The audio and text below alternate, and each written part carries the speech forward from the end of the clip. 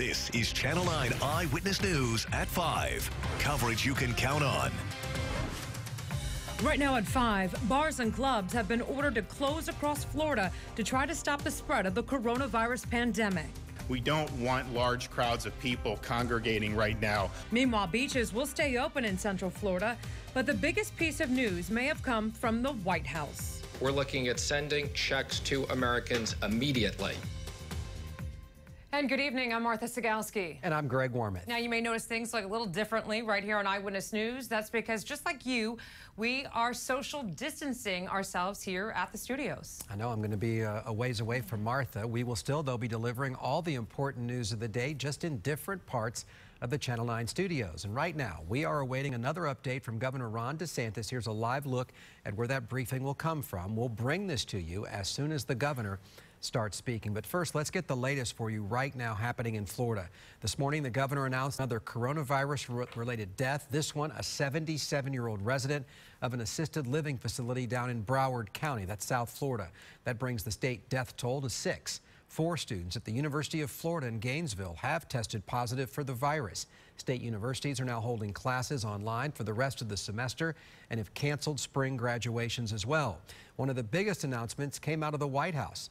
And here's what happened. We'll have that with Channel 9's Michael Leparty. He listened in on comments from President Trump and his team. Michael, financial relief could be on the way for most Americans. Greg, a lot of the details are still being worked out, but the administration is looking to send those checks directly into the hands of the American people to get cash into their hands. So earlier today, the president said there were about 4 or 5 different ways this could happen, but did not elaborate on them.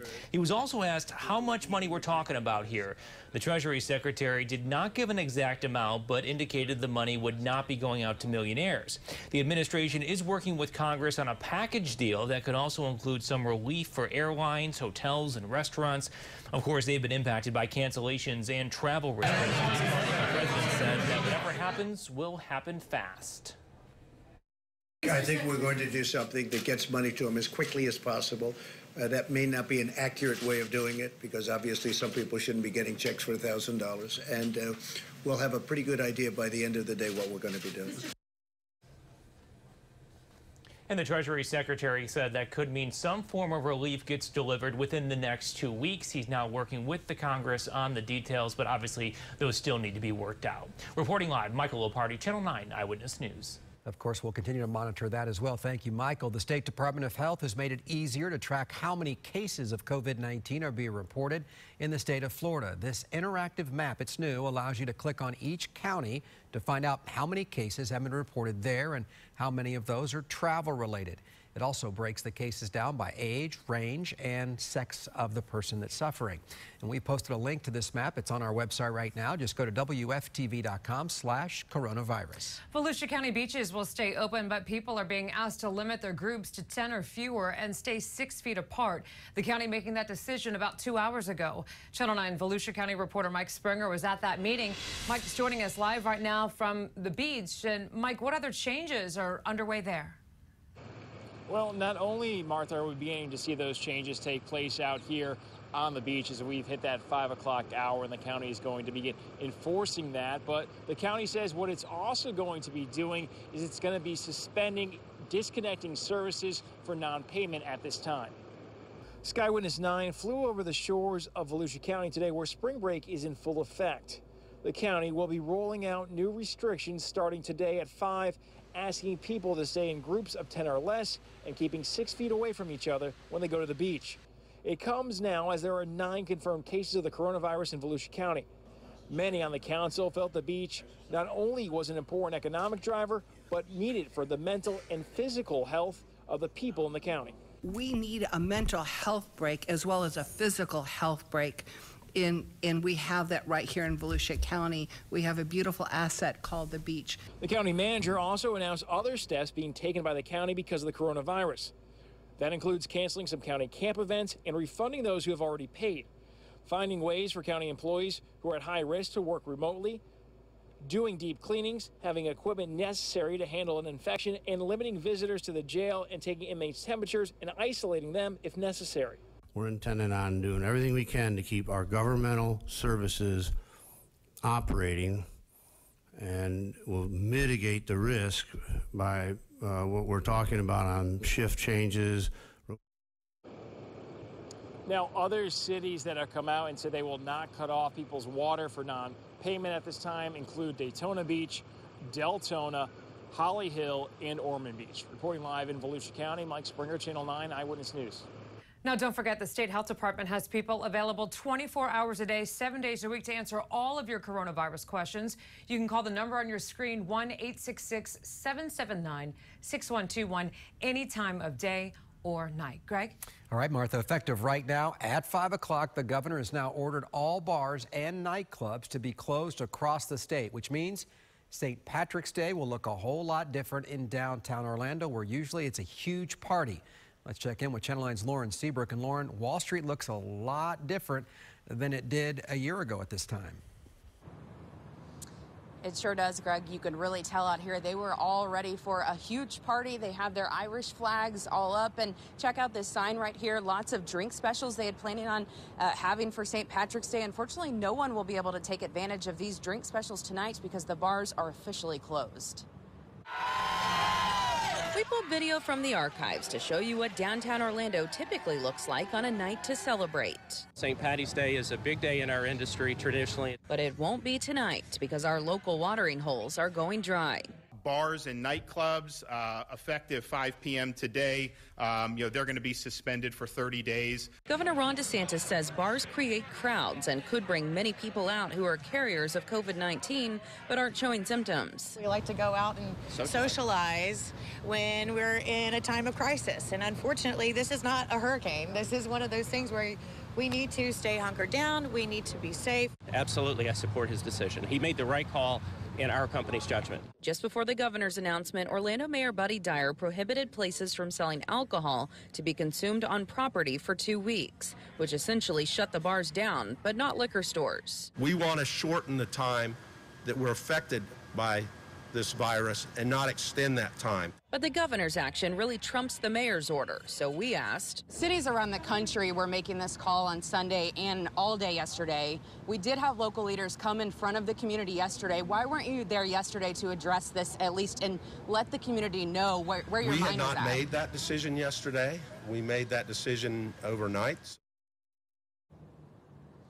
And we have been hearing from some people who say that some bar owners are telling them they're going to stay open. But I got to tell you, the mayor said today police will be out to enforce this. Also, we've heard about a lot of changes for restaurants today, and some people are telling me it's been kind of confusing. So I'm going to be putting together a story to lay out exactly what the changes mean for restaurant owners and employees, as well as patrons who might be wanting to go to those restaurants. For Eyewitness News at 6. Reporting live in downtown Orlando, Lauren Seabrook, Channel 9 Eyewitness News.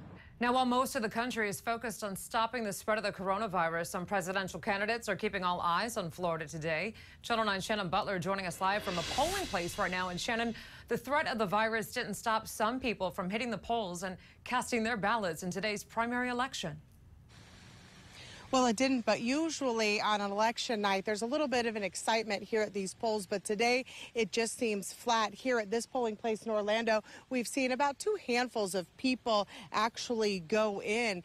What's even more strange is to see people going into the polls with masks, gloves, and even protective gear. It's not something we've actually seen before. Now, the polls have been cleaned, and workers here are taking all precautions. You can even bring your own pen if you need to. Now, primaries do usually have less turnout than those elections in November, but it seems this time it's just a little bit different. We are live in Orlando. Shannon Butler, Channel 9 Eyewitness News. We'll get more on our election day in just a moment, but first, here's Ron DeSantis, Florida governor, with his nightly update. And final course grades will be evaluated as those assessments did not exist. Parents may, at their discretion, choose to keep their child in the same grade for the 2021 school year. K through 12 grades will not be calculated for 2019-2020, and schools in turnaround may continue their current status next year to avoid disruption to school leadership and operations. Commissioner Corcoran may reduce required K through 12 instructional hours as necessary to accommodate for closures, as we've seen. All school readiness, voluntary pre-K, public K through 12, private scholarship programs, career and technical centers, and state college programs will be fully funded as though there was no disruption. For the next 120 days, the deadline will be tolled for any teachers who have to take tests, and in addition, all the fees for any test takers will be waived. The department and K through 12 school districts are instructed to redirect unspent 2019-2020 funds from various allocations to help low-income students purchase digital devices and establish internet services so that they can engage in remote instruction. In order to facilitate the remote connection between teachers and students, K through 12 school districts are further permitted to redirect unspent Title II funds to help low-income students purchase digital devices and establish internet service.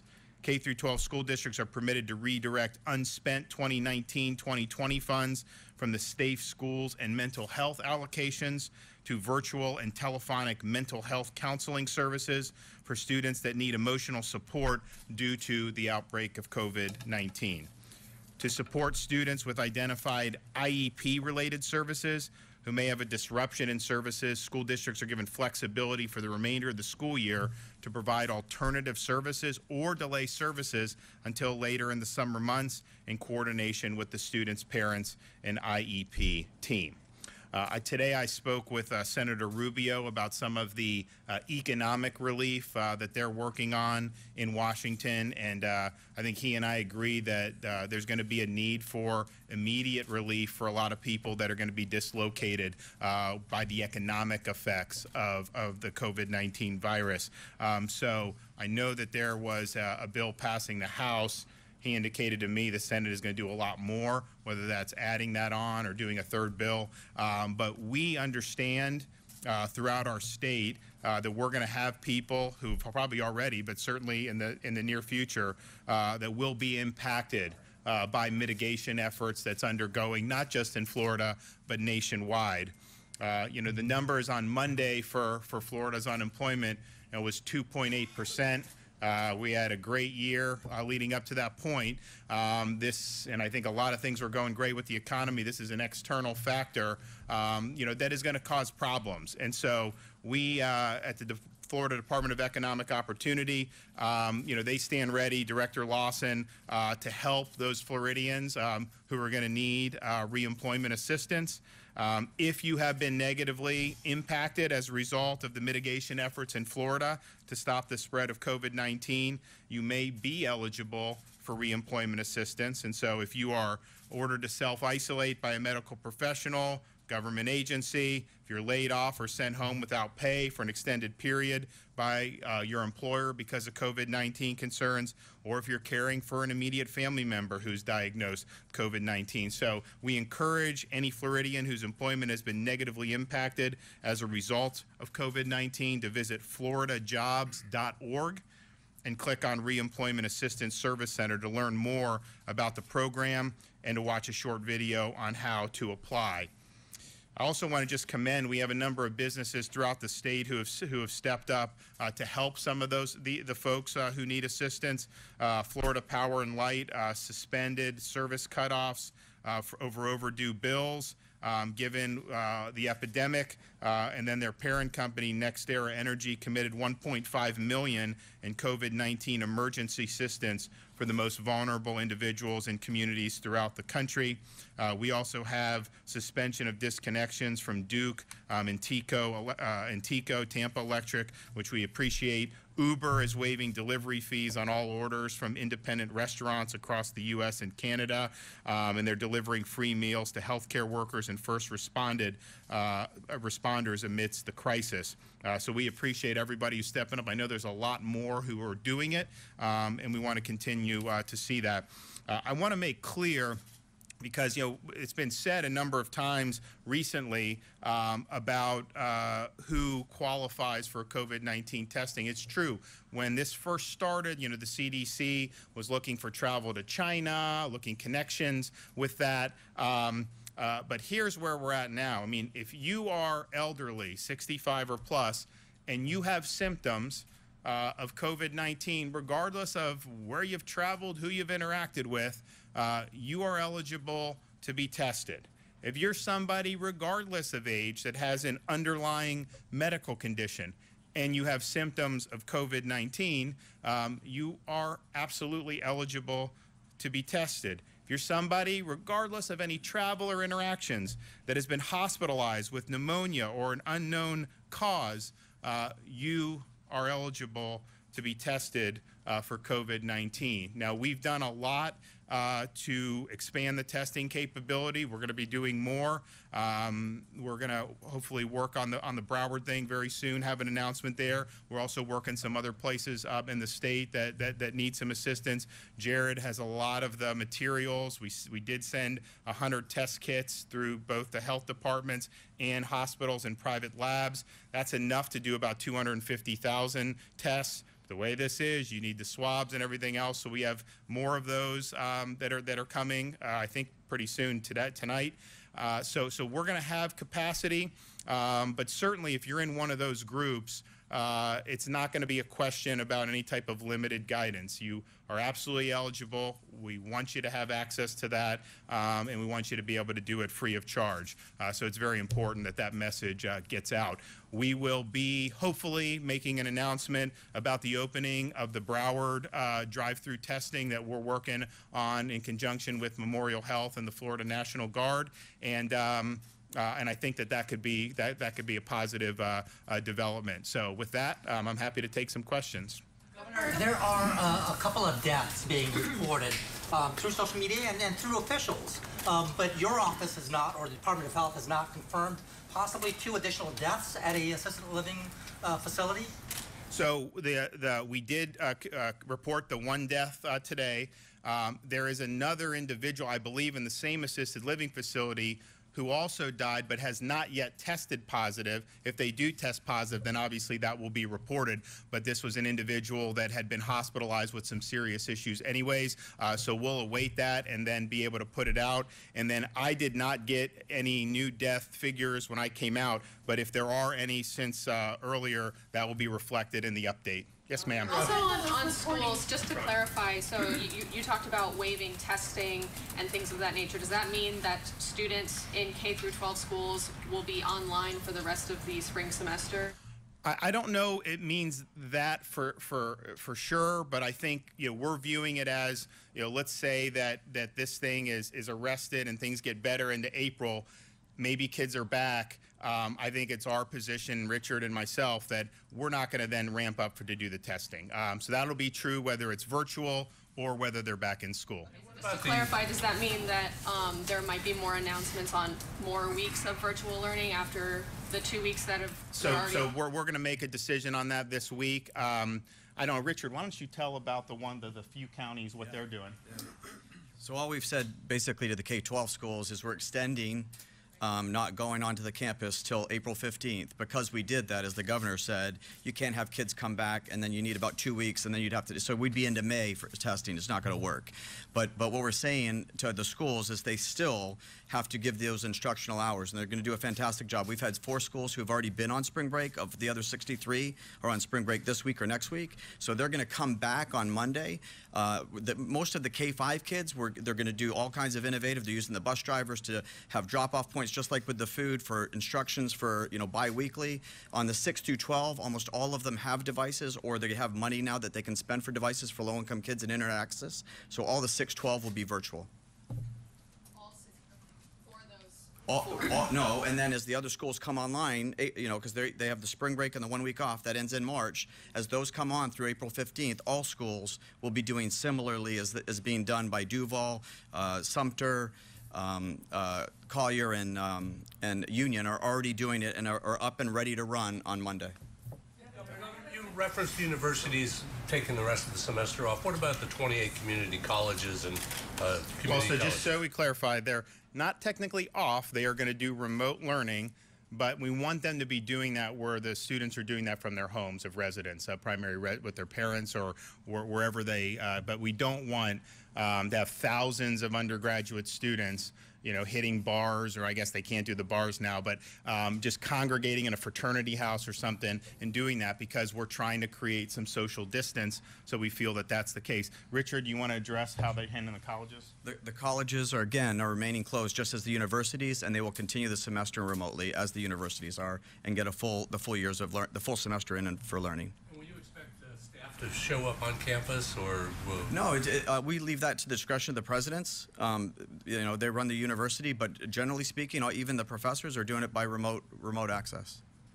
Governor, about the federal stimulus, and talking with Senator Rubio, perhaps also the White House, any asks that you had specifically to Florida? Any things that you would want in there to help out? Yeah, what I want is immediate relief for people dislocated. You know, there's all these great ideas people talk about of, like, initially the House wanted to do a program through the Social Security Administration for sick leave. And I'm just thinking to myself, have you ever dealt with the federal government? They get the sick leave in December, and that is not what's going to make the difference.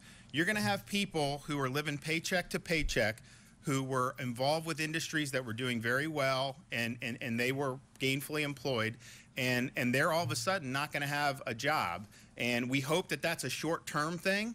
But I can tell you, if you can get money into the hands of folks, and I do think some of these small businesses, so Senator Rubio and I talked about, we did $50 million for the bridge loan here. They're looking to do something even more significant, which I think will be very, very important. I mean, this is so much different than some of the other kind of crises we've seen. In 2008, you had a lot of people that made a lot of bad decisions, and then they ended up getting money on the back end, you know, even though they made the bad decisions. Here, you have people who were doing a good job, and a lot of these folks were doing well, and you have an external event that does something. So if you're a small business, what you don't want is you to go under and have no chance to make it through this when you didn't do anything wrong. And in fact, a lot of these folks are doing our unemployment rate was 2.8% here. A lot of people were doing a lot of great things. So relief, as much relief as we can get to get them past this period. I do believe that there's going to be pent-up demand. I mean, I think that people are already getting a little tired with with all the changes we've seen in society, and hopefully this doesn't go on for months and months. But I can just tell you, when we get on the back side of this, I think people are really going to want to get back to work. So I think immediate relief for the folks dislocated, and then help for those small businesses who have liquidity, who may have liquidity problems and have a real serious cash crunch. That's what we try to do with the corporate deferral for the taxes in state, and that's what we're trying to do with our bridge loan here. The federal government, obviously, they can bring some more resources to bear, so I'd encourage them to do it. Quick follow-up, we all know that it's not the easiest to appropriate the money. I mean, Congress can say that here's the money, but actually appropriating it's another issue, and grants can take months to apply for. Well, that's why on this, they asked Mnuchin, hey, if you want to get cash in the hands, does that mean a millionaire would get it? And he's like, of course not. And I don't want a millionaire to get it. But the thing is, the minute you try to do all this, it makes it more complicated. So I'd say as simple as possible, get it to the people that need it. If by doing that, some people that don't need it get something, fine. I'll encourage them to donate it to charity. But it has got to be done quickly and simply. Otherwise, it's just not going to have the intended effect. Yes, sir. When did you first learn about this death at the assisted living center in Broward? And can you walk us through how the state is responding to this right now? So I learned about it this morning because it happened overnight. So, well, I'll let the Surgeon General. I mean, they sent a team immediately. And yep. Yeah, thank you. We learned about it late last evening, and we immediately sent a strike force team out there from the Department of Health, which had the director of the county health department there, epidemiologists, infection control experts, nursing, representation from ACA, and representation from the facility. Then later in the evening, we actually had a call with the Center for Disease Control where they took information, and then had further follow-up this morning with CDC. I had a follow-up question on that. I know that local officials in Broward County were reporting 3 deaths, not the 2. Can you expand on that? Is that related? I know it's 2 at the one facility, but what about the 3rd? Yeah, we have 1 confirmed individual who passed from COVID-19, and all other individuals who have symptoms for that or passed away are being evaluated. Governor, on the people paycheck to paycheck, it's my understanding that Florida's max unemployment benefit per week is $275. It also has it's among the lowest. A little higher. What is it? It's 275. 275 still? Okay. Yep. And it has one of the lowest amount of max state paid level. I know the federal can get in. Is that something that should be looked at in light of the crisis we're about to have? I think we're going to look at everything. I mean, I think that we obviously have a role at the state to play, but I think that the federal government's got really the might to be able to bring a real quick relief to bear. And I think most of the people up there now, I think, are thinking in that way. And I think you heard the president today. He had talked about the payroll tax cut. He said, "Look, I like that, but I also understand." This is something that'll be over several months. Get something out quickly is something that makes a lot of sense. So I do think you're starting to see a convergence on that, and hopefully that'll be helpful. And then we have to look at what we're able to do to help as well. Governor, sorry about that. I would like a follow-up to Sam's question. I think she said there may be 3 deaths at 2 different facilities, and I wasn't sure that was clearly explained.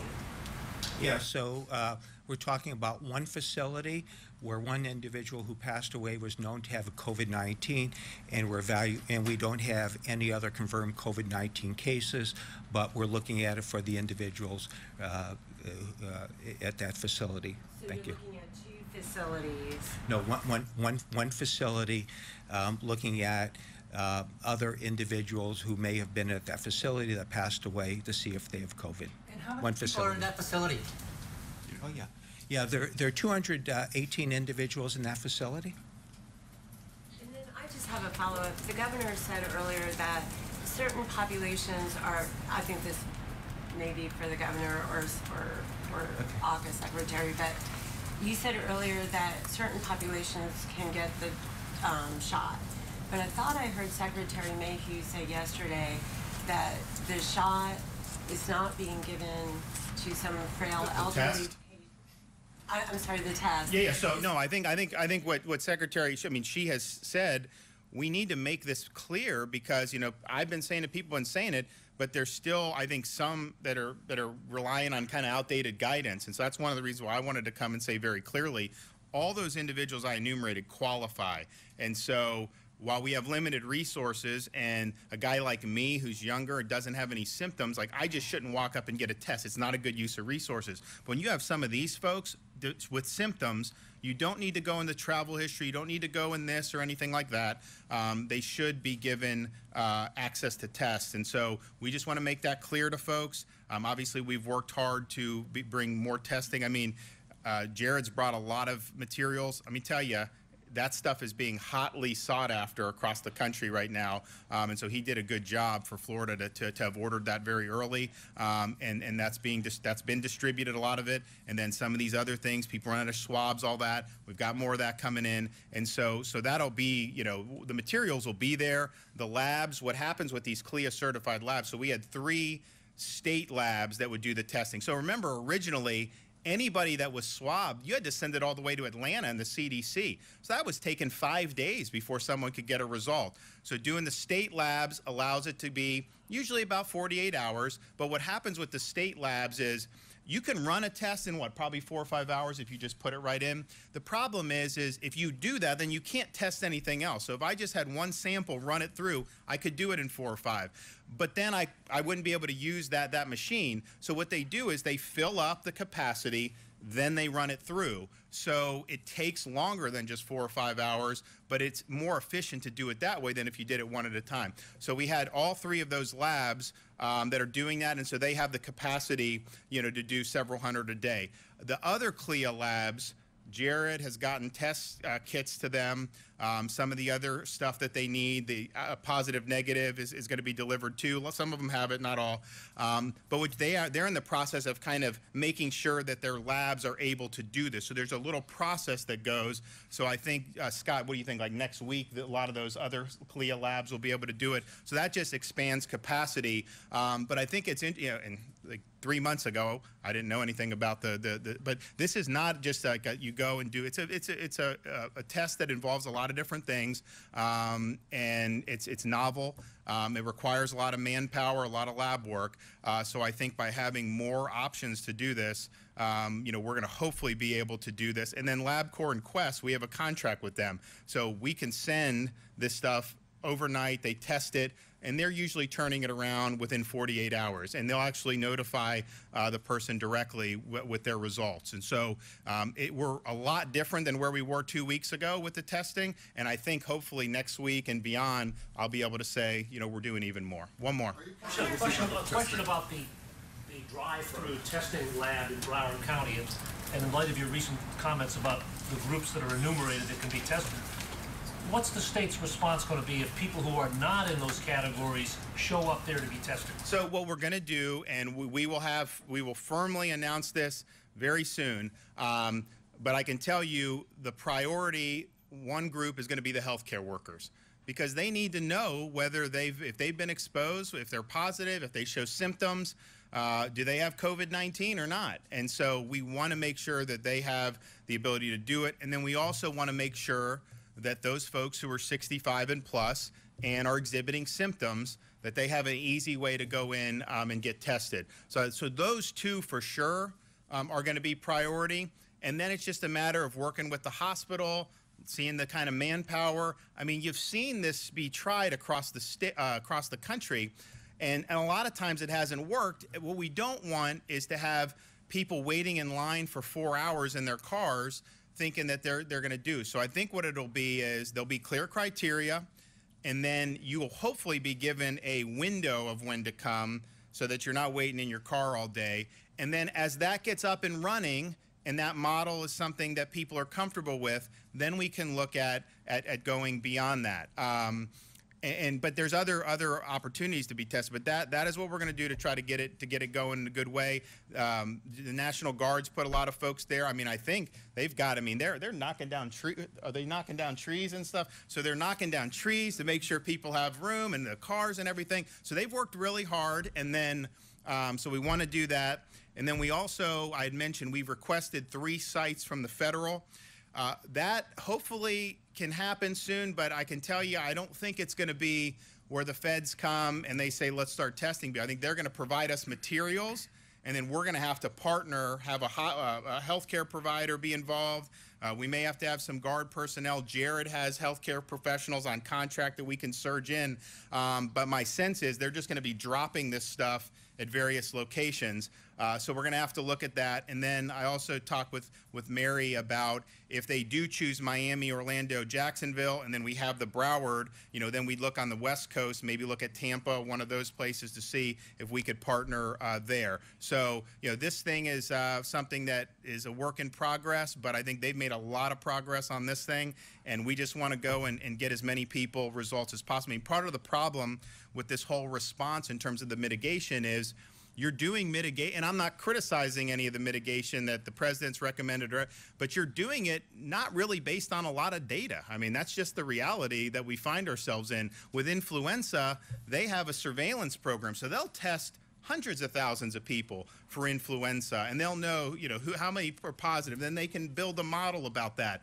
Here, you're relying on half-baked figures from China. You know, maybe the Italy numbers are a little bit better, but the extent to which this is being spread in our society by people who have minimal symptoms and who may not be in these age groups is kind of a question that nobody really knows the actual answer to, but that would obviously help us inform it. And so the more we can do the testing, I think most people are going to come back negative, but it gives us a better baseline, I think, to be able to make some of the decisions, because we're in a situation here, you know, there's going to eventually be mitigation fatigue with the public, and you don't want to be doing mitigation in areas where it may not be required. And if you can isolate better because you have the data to do it, then you're in a position where I think you'll have more tools to be able to bring to it. So there's just a lot that's going to go into it, but I'm happy that we're going to finally be able to launch something this week, and we just want to keep working with folks, because I know a lot of people are really concerned. I mean, just roll back 3 weeks ago. I mean, we knew this. Wuhan had broken out. You had seen some stuff, but just think how it's escalated and how concerned a lot of people are. And so we want to be able to help folks. And if there's folks that have these symptoms, particularly in those groups, we want to get them tested. So we'll have an update tomorrow. But thank you guys for coming out. Thank you. You've been listening to Governor Ron DeSantis with a whole bunch of information this afternoon. Again, this is uncharted territory dealing with this coronavirus. I'm going to hit on a couple of points right now. The governor saying that all public school state testing will be canceled. Children can repeat the grade that they're in if they want to, so parents can make that decision to hold back their child. We also talked about economic relief for those caring for someone who has COVID-19 or is experiencing COVID-19 themselves. Talked about getting help for the businesses that are suffering financially because of this virus. Also talking about the workers right now who are not getting paid. Talked about a financial plan to get money in their pockets so they don't have to continue to suffer. We can tell you that college students are going to be learning from home at spring break now, but students, that doesn't mean you have all these other weeks for spring break. After the break, you're going to be studying, hopefully remote learning from your home for the remainder of this semester. Also talked about right now that they're going to make a decision on when students in the public school system go back to school. April 15th right now is the date that no one's going to be on campus, but they hope to make a decision on a date later on this week. Also, what was interesting that the governor brought up, he brought up something about establishing a drive-by testing site in Broward County where people who maybe have symptoms can get a number, get in line, get tested right in their car. I watched a video today of how that works. You legitimately get the test, you roll up your window, you do it in your car, and you hand it over to a healthcare worker. He talked about that, but a whole bunch of information coming out of this news conference from the governor. But again, all state testing canceled, talking about economic relief. And again, this is a fluid situation, folks, right now. Uncharted territory. It seems every day there's a new closing, something new regarding this virus. And obviously here at Channel 9, we're monitoring all the aspects of that to give you the latest information. Greg?